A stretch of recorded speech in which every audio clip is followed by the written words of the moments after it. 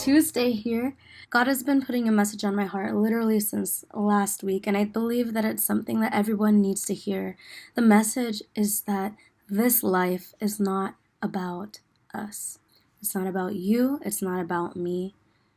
And when I say that, I'm saying it's not about all the things that we think that we need to be doing to make ourselves better or to make this world a better place. When I say that this life is not about us, I'm saying that we need to let go of the mentality that says, I need to do so many things in order for this life to be deemed worthy.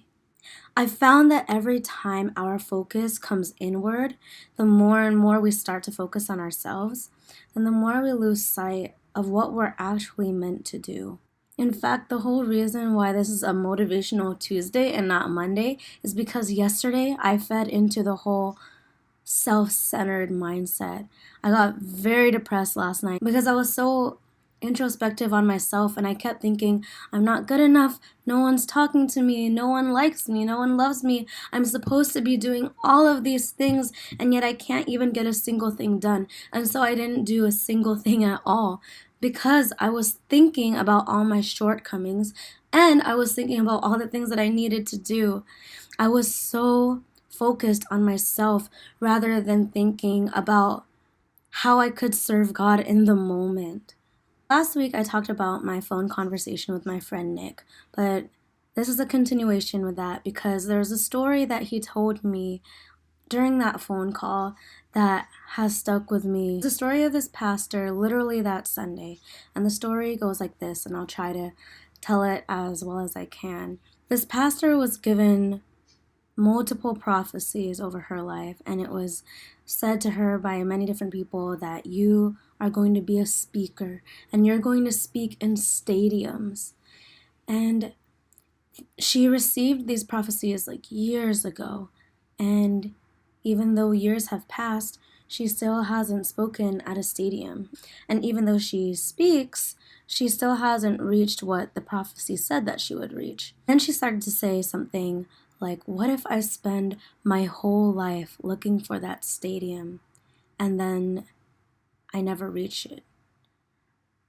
Then when I die, I can only imagine that I'll be standing before God and saying, God, I did the best I could, but I never reached the stadium. I tried so hard to look for that stadium, but I never reached it. I'm sorry. And then God will ask, well, what did you do with your life? And she would say, well, I looked for that stadium. And yet, she spent her whole life looking for that stadium, but never reached it, because she spent her whole life looking for something that would fulfill what she thought she was meant to do. She was so focused on looking for the stadium rather than following through with whatever God was asking her to do. Because she wasn't even looking for God's will for her life. She was looking for the stadium, which she thought was God's will. This is what I mean when I'm saying that this life is not about us. In the story, she kept thinking about, what do I need to do to get where I think I need to go? And that's selfish thinking because it's self-dependency. She's just going by her own knowledge and what her own intuition is leading her to rather than leaning on God. So now to the second part of the story. She said, well, what if I live my life just taking it moment by moment, like I talked about last week? What if I woke up every morning asking God, what is it that I'm meant to do today? God, lead me to where I'm meant to go. Help me speak to whoever I'm meant to speak to.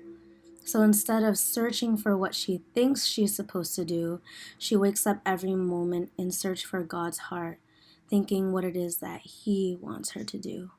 And then she could only imagine that at the end of her life, she would stand before God and say, God, I received these prophecies and I looked for the stadium and I never got to speak at the stadium, but I lived my life the best that I could. And I tried to follow you and love on people as much as I could every single day. And then God smiles at her and tells her to turn around. And when she turns around, she sees a stadium full of all the people that she spoke to and loved on. And although she never spoke at a stadium in her earthly life, she spoke to a stadium's worth of people Why? Because she lost sight of what she thought she needed to do and instead set her sights on what the Lord was asking her to do. So when I say that this life is not about you, I'm not saying that we're not important, and I'm not saying that we're not going to be used for a greater purpose. But what I'm saying is that we'll never enter that greater purpose while we're holding on to our need for self-sufficiency.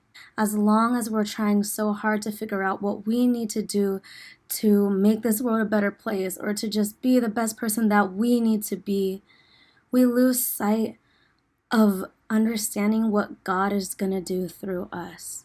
We lose sight of what God can do when we relinquish our own control. So my prayer for you today and for this week is that you would remember that this life is not about you.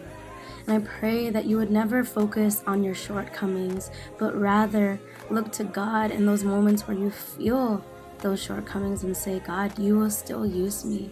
God, even if I don't understand, you're going to take me where you want to take me, and you're going to do immeasurably more than I could ever imagine through me, because this life is about you, God, and not me.